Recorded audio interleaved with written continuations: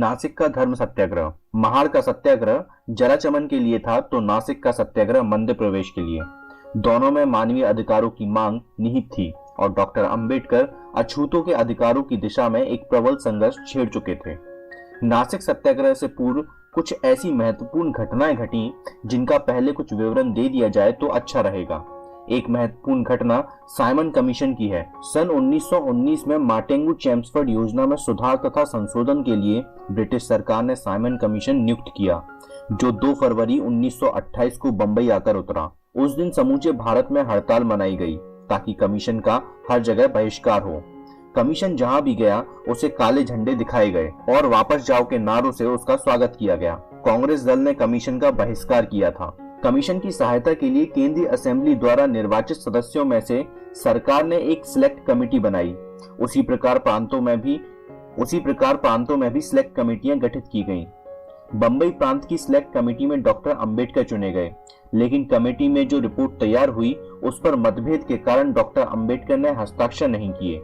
उन्होंने अपनी अलग एक स्वतंत्र रिपोर्ट पेश की, जिसमें उन्होंने सिंध को बंबई प्रांत से पृथक करने का विरोध किया, क्योंकि मुस्लिम प्रांतों की संख्या बढ़ाने की दृष्टि से मुस्लिम नेता यह मांग कर रहे थे। डॉक्टर साहब ने मुसलमानों की पृथक निर्वाचन संघ की मांग का विरोध भी किया और कहा कि पृथक चुनाव तथा सांप्रदायिक संरक्षण प्रजातंत्र को नष्ट कर देगा। संख्या के अनुसार स्थान सुरक्षित हो, परंतु संयुक्त चुनाव बालिगों के मतदान से होना चाहिए। बंबई सभा में 140 सीटें हों, जिनमें 33% मुसलमान सदस्य और 15% दलित जाति के सदस्य हों।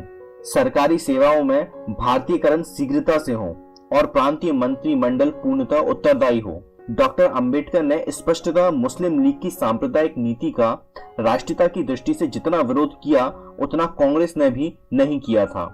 कुल मिलाकर दलितों की 18 संस्थाओं ने कमीशन के सामने अपने मत प्रस्तुत किए। सभी ने अछूतों के लिए पृथक निर्वाचन का समर्थन किया। उधर बहिष्कृत हितकानी सभा ने भी डॉक्टर अंबेडकर के ही विचारों का अनुमोदन किया और यह मांग की कि अछूतों को सेना, नाविक तथा पुलिस दलों में भर्ती का अधिकार प्राप्त होना चाहिए।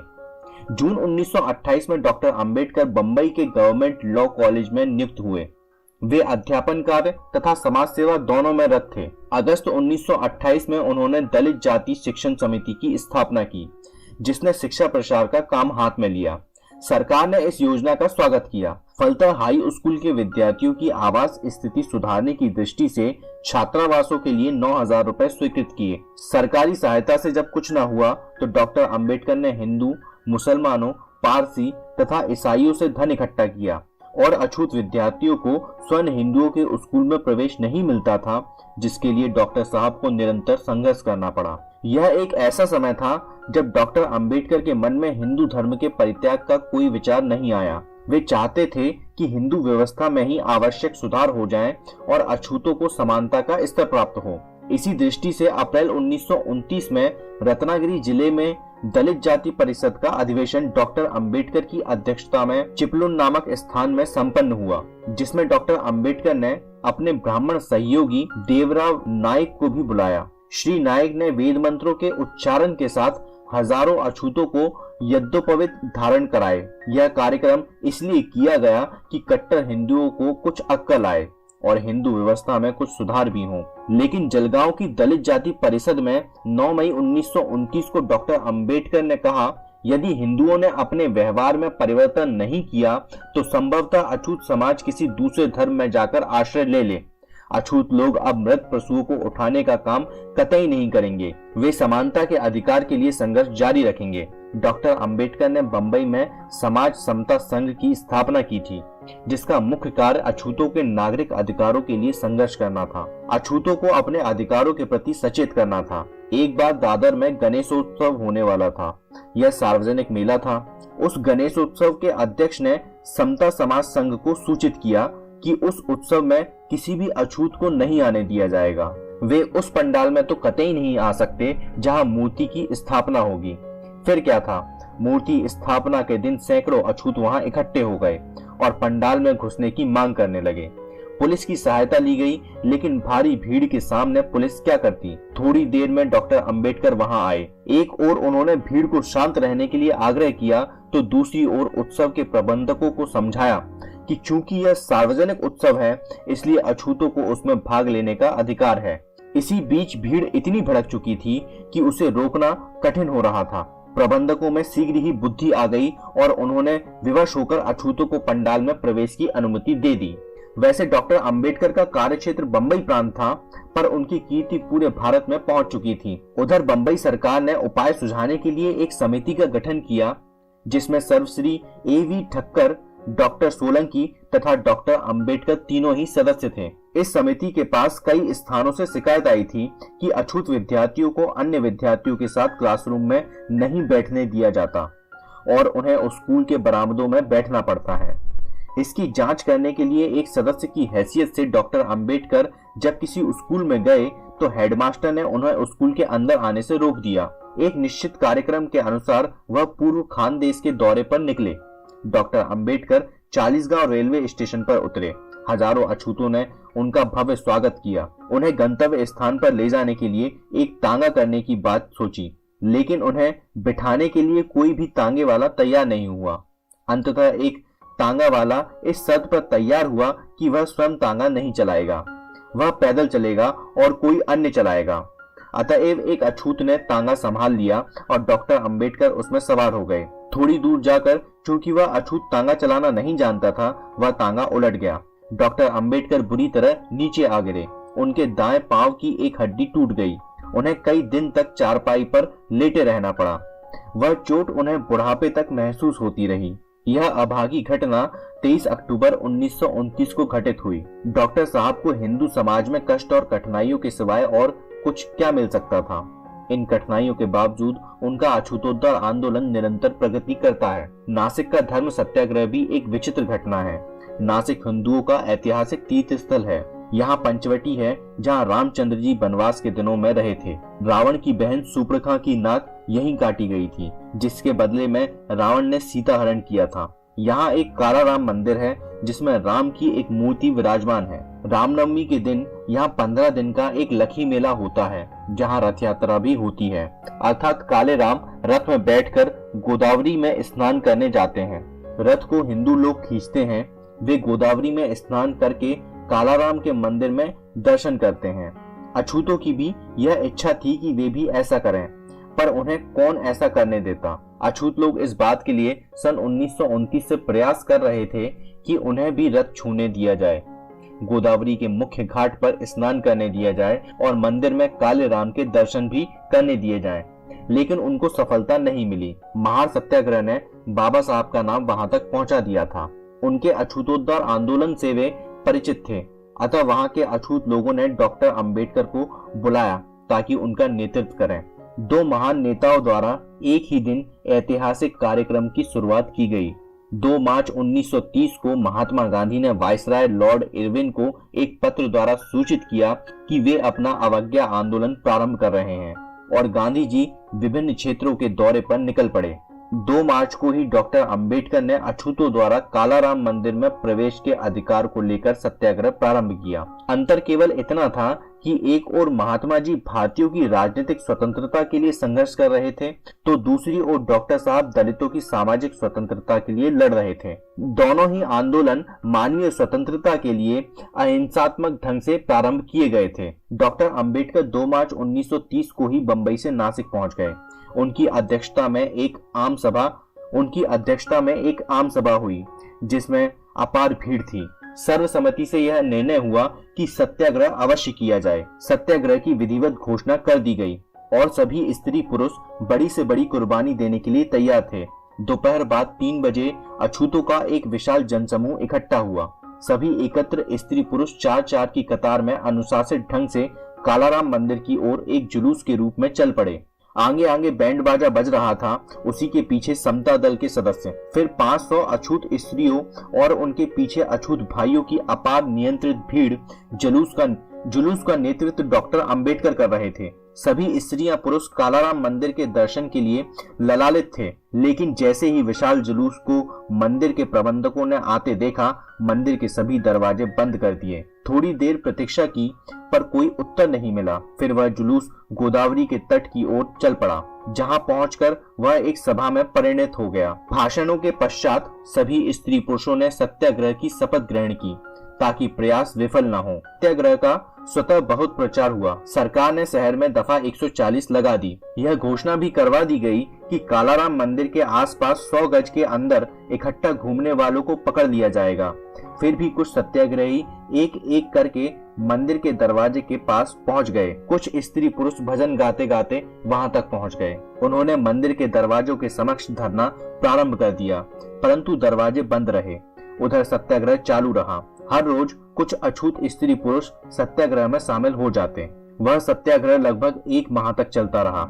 इतना करते करते रामनवमी आ गई।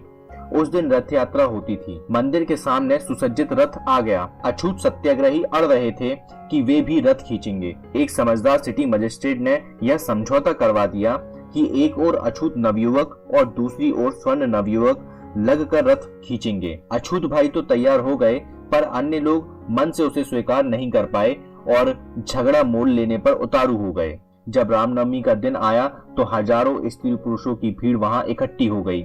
मंदिर का उत्तरी दरवाजा खोल दिया गया। पुलिस का बड़ा भारी प्रबंध था।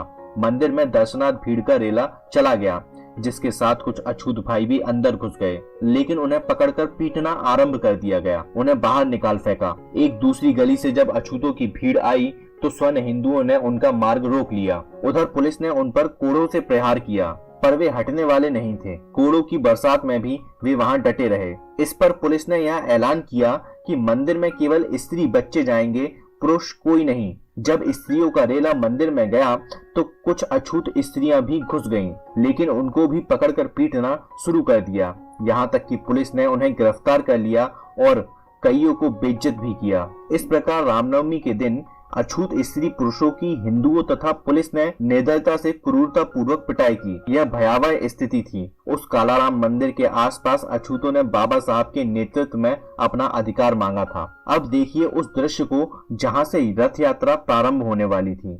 वहां डॉक्टर अंबेडकर भी उपस्थित थे और अपने नवयुवकों का, जो रथ खींचने में रस्सी पकड़ने वाले थे, नेतृत्व कर रहे थे। वहां अपार भीड़ थी। चारों ओर से स्त्री पुरुषों की भीड़ उमड़ती आ रही थी। पूरी आशंका थी कि वहां गड़बड़ होगी। नासिक के दलित जाति के नेता दादा साहब गायकवाड़ को किसी तरह मालूम हो गया कि हिंदू लोग दंगा अवश्य करेंगे। अतएव उन्होंने डॉक्टर अंबेडकर से कहा, आपका जीवन खतरे में है, आप यहाँ से शीघ्र चलें। मोटर गाड़ी उधर खड़ी है। लेकिन डॉक्टर साहब कहीं डरने वाले थे क्या? उन्होंने दादा साहब से कहा, आप मुझे अच्छी सलाह नहीं दे रहे हैं। मैं एक बहादुर सैनिक का बेटा हूँ, किसी कायर का नहीं। मैं डरपोक नहीं हूँ। चाहे जो कुछ हो, मौत के भय से मैं यहाँ से कतई नहीं हटूंगा। दूसरों की जान मौत के मुंह में डालकर मैं भागने वालों में से नहीं हूँ। दादा साहब चुपचाप खड़े रह गए, आगे कुछ न कह पाए। इसी बीच एक और खड़े हिंदुओं ने उन नवयुवकों पर यह कहकर कि मारो मारो हल्ला बोल दिया, जो रथ खींचने के लिए खड़े थे। इतने में दूसरी ओर खड़े स्वर्ण हिंदू उस रथ को खींचकर भाग गए और उस रथ को तंग मार्ग में ले जाकर खड़ा कर दिया। रथ के आगे पीछे सशस्त्र पुलिस का पहरा लगा दिया ताकि वहां अछूत न आ सकें। लेकिन कुछ अछूत नवयुवक, जिनमें बहुत जोश था, पुलिस की कतार काट कर रथ के पास पहुंच गए और जब उसे खींचने का प्रयास करने लगे तो स्वर्ण हिंदुओं ने उन पर ऐसी क्रूरता से प्रहार किया कि वे खून से लथपथ हो गए। इसी बीच डॉक्टर साहब भी वहां पहुंच गए। उन पर भी पत्थरों की वर्षा होने लगी, जिनसे उनको काफी चोट आई। उनके साथी तथा अन्य अछूतों ने उन्हें चारों ओर से घेर लिया था ताकि उन्हें गहरी चोट न लगे। इस प्रकार उनके प्राणों की रक्षा की गई। उस दिन सारे नासिक शहर तथा आसपास अछूतों और स्वर्ण हिंदुओं के बीच दंगे होते रहे, लेकिन सत्याग्रह जारी रहा। दोनों ओर से मारपीट चल रही थी। फिर भी अछूत स्त्री पुरुष एक जुलूस के रूप में मार खाते, जान खतरे में डालते हुए गोदावरी के उस घाट की ओर बढ़े जा रहे थे जहां अछूतों को स्नान करने की अनुमति नहीं थी। उस समय वहां 50,000 स्वर्ण हिंदू नर नारी स्नान कर रहे थे। उनमें से कुछ पूजा पाठ में लीन थे। वहीं अछूत नर नारियों ने स्नान करना प्रारंभ कर दिया। यह देख पुलिस ने उन पर हमला शुरू कर दिया। पुलिस ने स्नान करने वाले अछूत स्त्री पुरुषों पर डंडे बरसाए, पर वे स्नान करते रहे। अपने धर्म की रक्षा के लिए हिंदुओं ने पुलिस का पूरा सहयोग प्राप्त किया। जहां जहां अछूतों ने नहाया था वहां वहां डंडों से अपवित्र जल को मार मार कर शुद्ध किया गया। उसी समय स्वर्ण हिंदुओं ने अछूत नर नारियों पर हमला बोल दिया, फलतः उन्हें खून से भी नहला दिया गया। मेले में हाहाकार मच गया। आए हुए तीर्थयात्री भी भागने लग गए। सबको अपनी अपनी जान बचाने की पड़ गई। इस प्रकार छुआछूत के कलंक ने न स्वर्ण हिंदुओं को नहाने दिया और न ही अछूतों को। कैसी विचित्र स्थिति थी हिंदू मन एवं समाज की, जिसने अपने ही भाइयों के बीच गहरी खाई खोद दी थी। स्पष्टतः स्वर्ण हिंदुओं ने ललायत अछूत नर नारियों को ना तो कालाराम के दर्शन होने दिए और ना ही उन्हें गोदावरी के तट पर स्नान करने दिया। अछूत नवयुवकों को रथ यात्रा के स्थान पर निर्दयता पूर्वक मारा पीटा, लेकिन अछूत लोगों में सत्याग्रह एवं संघर्ष का जोश निरंतर बना रहा। फलतः हिंदुओं को मंदिर के दरवाजे 1 साल तक बंद रखने पड़े। वह मंदिर प्रवेश का सत्याग्रह रथ यात्रा पर केंद्रित हो गया। जब रथ यात्रा का समय आता तभी अछूत स्त्री पुरुष उसे खींचने की मांग करते। अतएव जिलाधीश ने रथ यात्रा की प्रथा ही बंद कर दी। रथ यात्रा के बिना ही मूर्ति को स्नान कराने के लिए ले जाने की अनुमति दे दी, परंतु सन 1931 में उस पर भी प्रतिबंध लगा दिया। एक ऐसा समय आ गया जब मंदिर प्रवेश पर कानून बन गया और अक्टूबर 1935 में कालाराम के दरवाजे अछूतों के दर्शनार्थ खुल गए। सत्याग्रह की महत्वपूर्ण बात यह थी कि अछूतों की सिख भाइयों ने बड़ी सहायता की थी। कुछ सिख महात्मा गांधी जी के पास भी गए ताकि वे सत्याग्रह का समर्थन करें, किंतु उल्टे गांधी जी ने यह कहा, सत्याग्रह विदेशियों के विरुद्ध किया जाना चाहिए, अपने ही देश के लोगों के विरुद्ध सत्याग्रह करना उचित नहीं। एक संदर्भ में महात्मा जी ने यह भी सुझाव दिया था कि यदि स्वर्ण हिंदू अछूतों को पुराने मंदिर में नहीं जाने देते तो उनके लिए नए मंदिर बनवा देने चाहिए। क्या गांधी जी का ये तर्क वास्तव में न्यायोचित था? क्या यह संभव था कि स्वर्ण हिंदू अछूतों के लिए नए पृथक मंदिर बनवाते?